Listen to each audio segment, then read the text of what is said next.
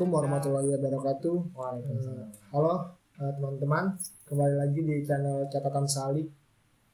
Kali ini kita akan membahas tentang, atau lebih tepatnya kita akan berbincang-bincang santai tentang rahasia di balik puasa bersama saya Wahyu Dwi Cahya dan Abdullah Rosan. Oke, kita akan masuk ke pertanyaan dasar. Kita berangkat dari pertanyaan, kenapa bulan puasa itu disebut dengan bulan Ramadan? Kenapa bulan puasa disebut bulan Ramadan? Ya, itu pertanyaan gue yang mau buat tanyain ke lu. Kalau menurut lu awal-awal tuh kenapa sih bulan puasa dinamain bulan Ramadan? Karena mungkin emang itu dari bahasa Arab aja kali ya. Oh, enggak. Karena gue awam gitu. Yeah. Nah, Imam Qurtubi sebagai salah satu ahli tafsir berkomentar nih tentang hal ini. Ya, jadi kenapa sih ya dia mikir kenapa bulan ini dinamain bulan Ramadan gitu. Iya, itu pertanyaan gue. Beliau berkata, "Innama sumiya Ramadanu li'annahu yarmudu zunuba ay yahrikuha bil a'mali sholihati." Hanya saja bulan ini nih, bulan yang sedang kita jalani sekarang dinamakan bulan Ramadan itu karena yarmudu zunuba, karena bulan ini itu adalah bulan untuk pembakaran dosa. Dengan apa sih dosa itu dibakar? Bil a'mali sholihati, yaitu dengan cara melakukan aktivitas kebaikan. Ketika kita melakukan aktivitas kebaikan nih di bulan Ramadan ini atau di bulan ini yang sedang kita jalani, itu akan membakar dosa-dosa kita. Karena itu dinamainya bulan Ramadan. Itu menurut Imam Qurtubi sebagai ahli tafsir. Mungkin bisa gue sedikit simpulin. Kenapa bulan puasa ini dinamain bulan Ramadan? Karena di bulan ini semua dosa-dosa kita dibakar. Iya. Ini jadi pertanyaan gue selanjutnya sih. Kenapa dosa-dosa itu dibakar berangus gitu pas di bulan ini gitu? Karena ketika pada bulan ini kita melakukan kebaikan, itu akan langsung diberi ganjaran oleh Allah Subhanahu Wa Taala. Sebagaimana Allah berfirman dalam hadis qudsi, as-saumu li wa ana ajzi bihi. Puasa pada bulan ini yang langsung niatnya murni karena aku, kata Allah Subhanahu Wa Taala, untuk aku itu wa ana ajzi bihi, aku akan mengganjarnya secara langsung. Jadi Allah akan langsung buat pengiriman ekspres diganjar langsung sama Allah Subhanahu Wa Taala. Si fulan dia langsung murni untuk aku, langsung diganjar sama Allah Subhanahu Wa Taala, dikasih rahmat-rahmatnya Allah Subhanahu Wa Taala. Berarti di bulan ini kenapa dosa kita terbakar? Dosa kita terbakar kalau kita melakukan aktivitas yang baik. Aktivitas apa aja yang bisa kita lakukan untuk bisa membakar dosa ini di bulan puasa ini? Banyak. Sebagaimana kita sering lakukan. Kalau misalnya habis sholat tarawih, itu kan biasa ya di masjid-masjid atau musola-musola langsung banyak ngantri. Si A tadarus, ya kan? Nanti langsung di absen lagi. Udah kelar, udah capek, gantian si B tadarus. Terus gitu aja nyampe sahur. Kalau memang jamaahnya banyak gitu. Maaf singgung. Ini tuh kayak kalau kita lagi SD tuh ada kayak aktivitas kita disuruh guru kita buat ngisi ngapain aja sih kita pas di bulan puasa. Nah itu tuh. Jadi kita dikasih kertas ya, dikasih lisan. Kalau misalnya habis sahur kita suruh ngisi tilawah, gitu. Udah sedekah goceng. Itu gue inget banget coba. Sama kalau misalnya dikasih lisan untuk absen yang ngaji nih udah hari ini ditanda tangan sama ustaznya. Nanti kita minta tanda tangan sama ustaznya. Berebutan tuh kita pas SD. Itu juga lu pernah nggak sih kalau misalnya di masjid atau musola itu ketika lo habis tarawih masih mangkuk di masjid suruh salawatan atau nggak disuruh tadarus, nah itu kan nanti bakal dapat nilai plus dari guru ngaji kita ya. Nah itu tuh, jadi itu adalah amal-amal kebaikan yang mana itu akan langsung membakar dosa-dosa kita. Gitu. Pertama tilawah Quran, lalu mengaji, baik mengaji Quran maupun mengaji ilmu agama dari guru yang mentalaki kita. Nah bisa juga kita sedekah. Walaupun kecil yang penting ikhlas. Itu pun tetap dihitung sebagai amalan baik, bersedekah. Nah setelah itu adalah kita menderes ilmu yang sudah diajarkan oleh guru-guru kita, yakni ilmu agama. Nah berdakwah pun itu masuk amal-amal kebaikan yang akan memberangus dosa-dosa yang kita lakukan di bulan-bulan sebelumnya. Oke. Tadi lu bilang bahwa kalau kita enggak. Lu bilang bahwa dosa itu terbakar gara-gara aktivitas baik yang kita lakukan di bulan puasa.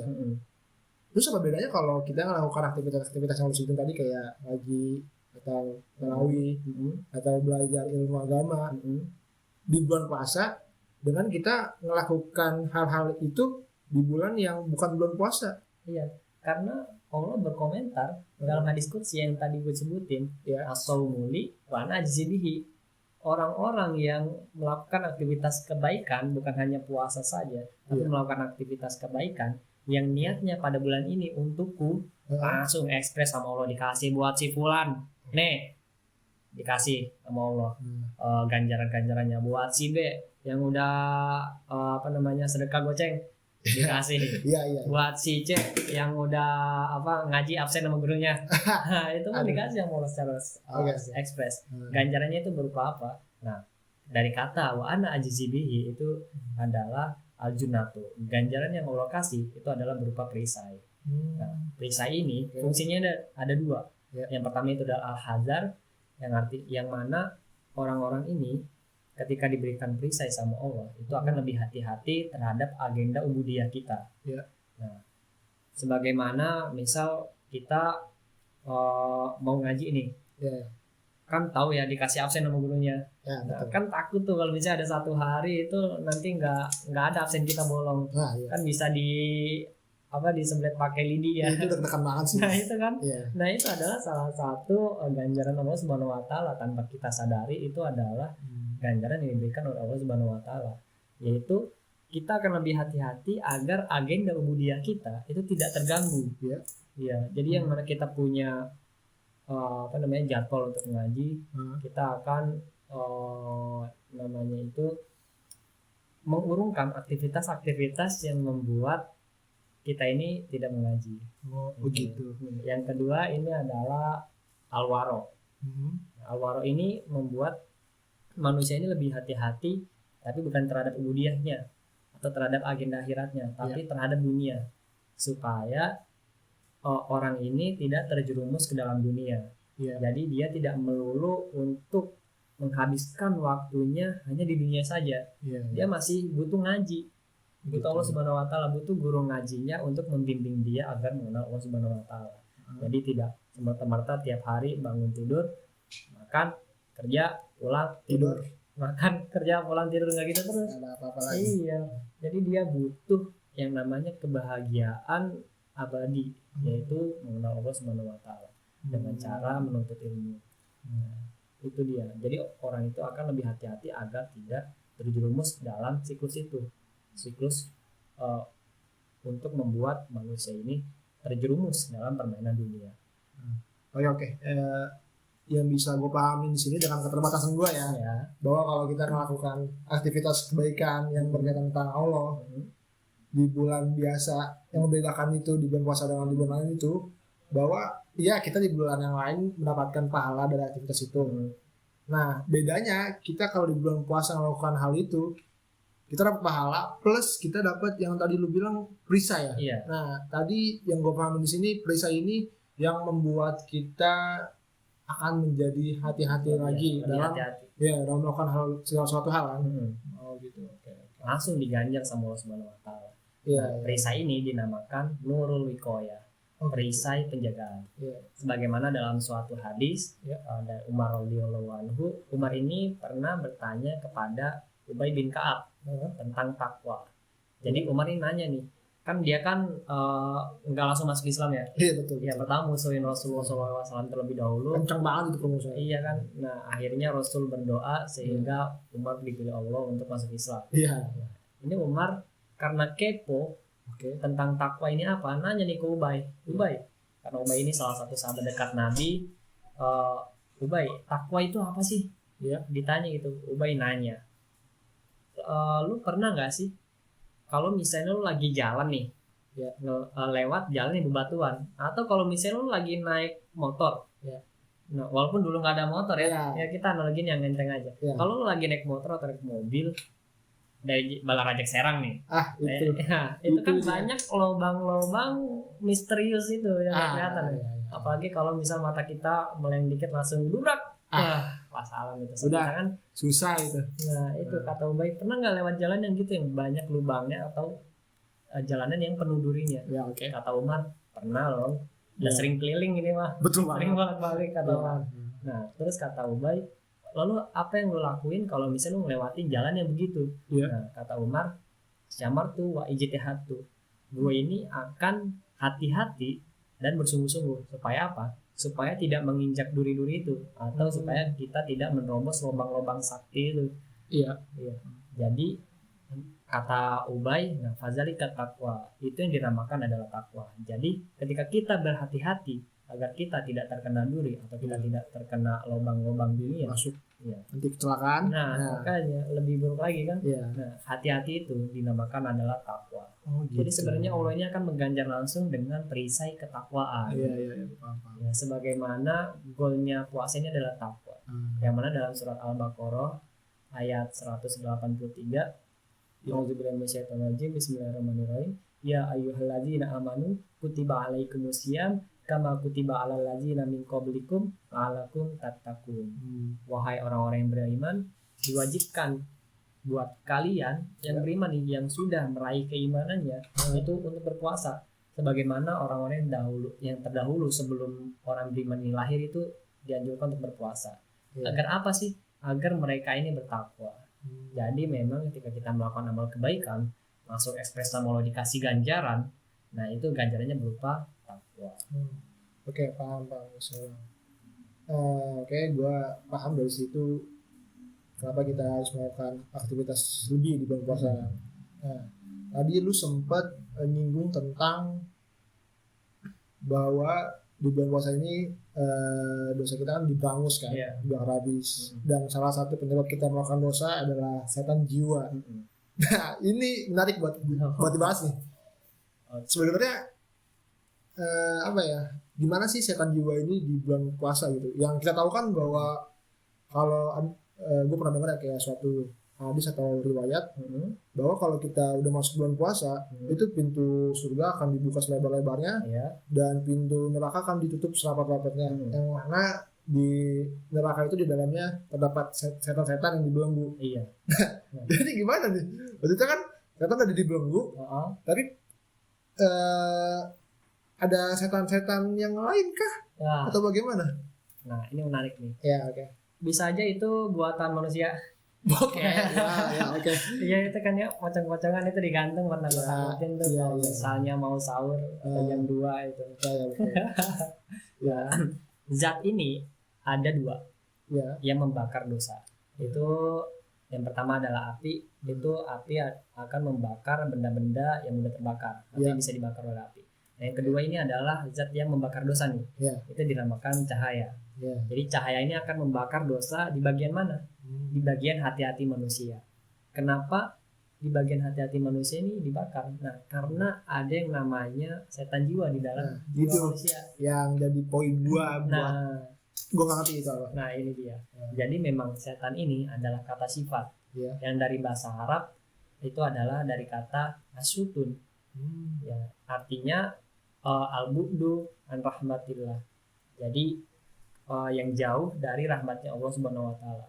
Jadi setan ini mengkata sifat yang butuh objek atau butuh wadah atau naungan yang namanya itu adalah jiwa. Nah, jadi setan itu akan mangkring di dalam jiwa. Yang setan ini akan membisikkan jiwa-jiwa kita atau hati-hati kita untuk melakukan hal-hal yang bertolak belakang dengan Allah Subhanahu wa taala. Sebagaimana dalam Quran surat Yusuf ayat 53, A'udzubillahi minasyaitonir rajim, bismillahirrahmanirrahim. Innan nafsa la'ammaratun bisu'i illa rahima rabbi. Nah, sesungguhnya jiwa-jiwa kita ini akan menyuruh kita ke dalam perbuatan yang buruk, kecuali jiwa-jiwa yang sudah diberi rahmat oleh Allah Subhanahu wa taala. Nah, Syekh Muhammad Thohir Asyur itu berkomentar dalam tafsir Tahrir wa Tanwir tentang ayat ini.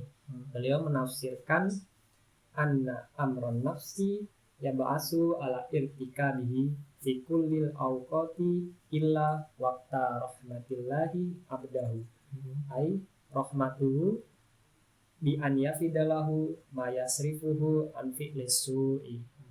Nah, dorongan jiwa atau perintah-perintah jiwa atau bisikan-bisikan yang biasa kita dengar di dalam jiwa itu memang selalu melulunya itu menyuruh kita untuk melakukan keburukan. Nah, beliau ini Syekh Muhammad Thohir Asyur ini memilih diksi irtikabihi, yakni mengendarai, karena memang di dalam jiwa seperti yang gue bilang tadi itu ada nama setan jiwa.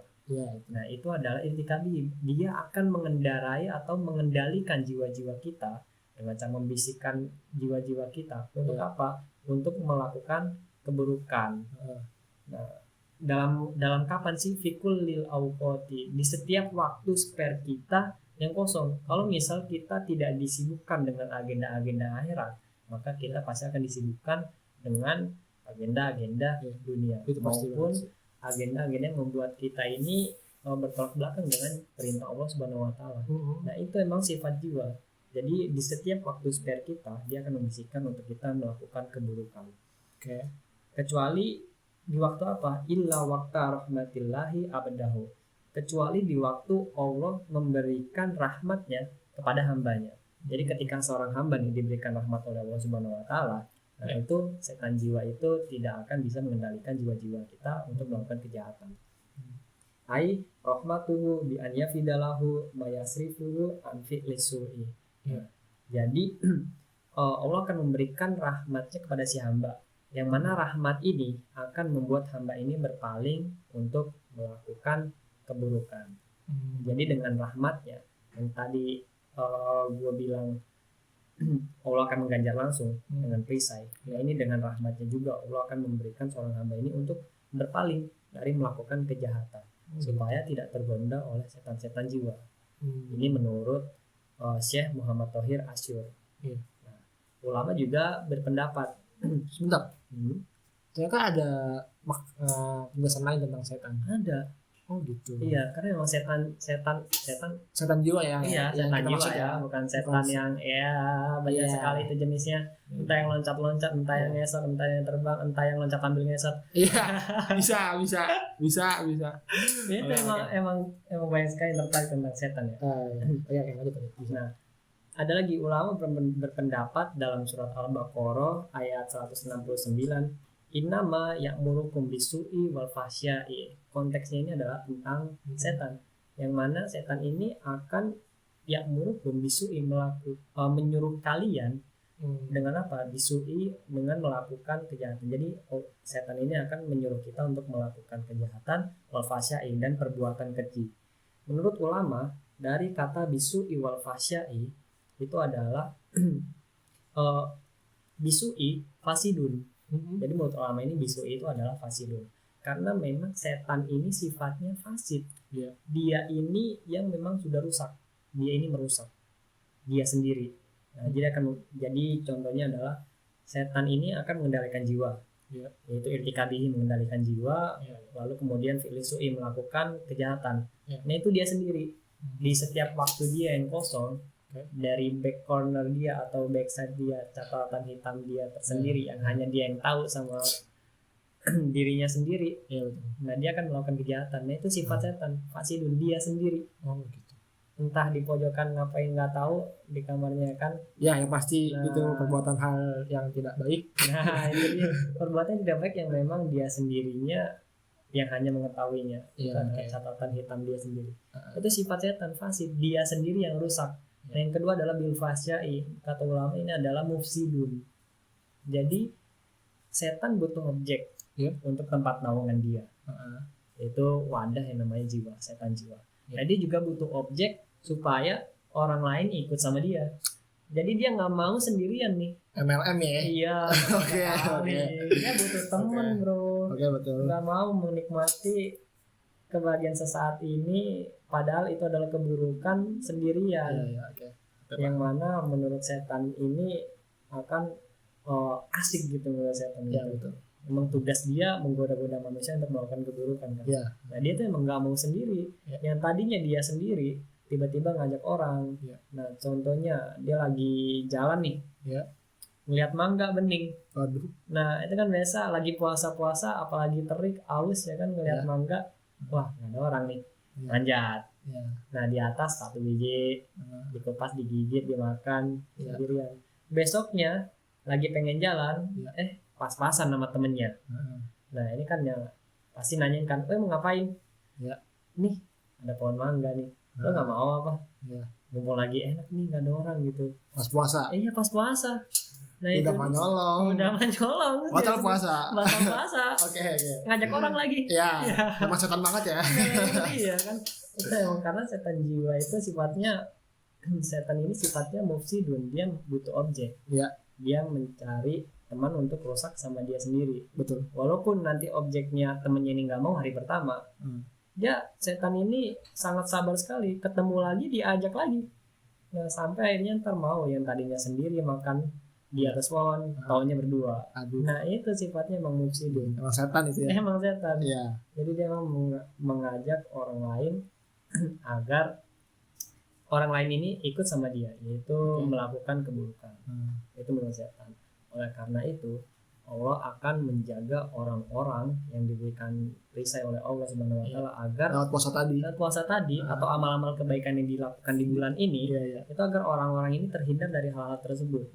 Jadi dosa-dosanya dibakar sama Allah Subhanahu wa taala, diisi dengan cahaya rahmat Allah agar manusia ini berpaling dari hal-hal yang bertolak belakang dengan perintah Allah Subhanahu wa taala. Berarti mungkin bisa gua sedikit simpulin atau gua ringkas bahwa setan yang dimaksud tadi itu bukan setan secara dari golongan jin. Ya kalau itu emang dari golongan jin emang dibelenggu. Tapi yang dimaksud dengan setan jiwa di sini sebagaimana secara makna ya. Oke. Jadi setan itu memang kata sifat. Dalam Quran surat An-Nas itu di ayat terakhir minal jinnati wan nas, memang setan ini sifat yang menempel pada jin dan manusia. Nah, cuman setan yang lepas di bulan Ramadan ini bersembunyinya itu di wadah jiwa-jiwa manusia dan jin. Jin kan memang udah dibelenggu ya. Ada yang baik, ada yang baik lah, itu nggak tahu ya. Kita bukan spesialis itu. Oke. Jadi emang jiwa setan-setan yang ini terlepas, dia masih berkeliaran di jiwa-jiwa manusia. Nah ini yang berkeliaran. Karena setan ini akan menggoda manusia dari 2 jalur.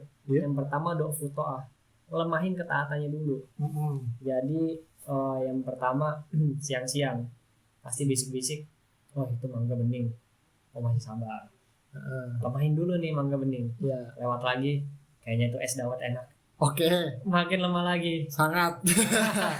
Nanti lewat lagi ada warteg yang baru masak kan, tahu sendiri kalau baru masak gimana baunya. Wangi banget. Itu kan. Dan bukan salah wartegnya. Ini bukan salah wartegnya. Itu karena memang dia si orangnya sendiri pelakunya. Orangnya sendiri memelihara setan yang ada di jiwa dia. Dengan menuruti bisikan itu. Iya, dengan menuruti bisikan itu. Oke, paham gua. Jadi setan itu akan yang pertama-tama itu melemahkan ketaatan kita. Nah setelah udah lemah nih, udah di ambang kritis, nah langsung jalurnya yang kedua, yaitu suratu khotiati. Nah dia akan melakukan kejahatan. Nah, yang tadinya lihat mangga nggak mau, lihat es dawet nggak mau, ngelihat warteg nggak mau, pulang-pulang minum air, masak nasi.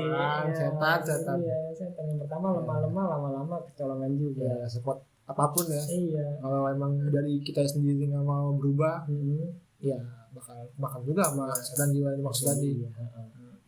Karena emang kita ini jiwa itu memang ketika energinya bukan terisi dengan hal-hal kebaikan, maka akan diisi dengan hal-hal yang buruk. Setan akan bermain di situ.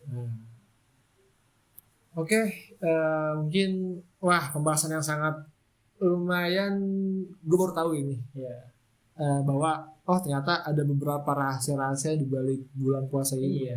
Ada rahasia, banyak sekali rahasia di bulan Ramadan. Ilmu yang baru gue tahu sih. Ini pembahasan yang sangat ringan tapi berat. Iya, ringan tapi bermakna. Iya. Oke. Mungkin itu saja kali ya perbincangan kita pada kesempatan kali ini. Oke, mungkin kalau ada memang salah-salah kata atau salah-salah penafsiran atau salah penjelasan mohon dimaafkan. Kurang lebihnya mohon maaf. Wassalamualaikum warahmatullahi wabarakatuh. Waalaikumsalam warahmatullahi. Sampai jumpa di video selanjutnya atau kesempatan selanjutnya. Terima kasih.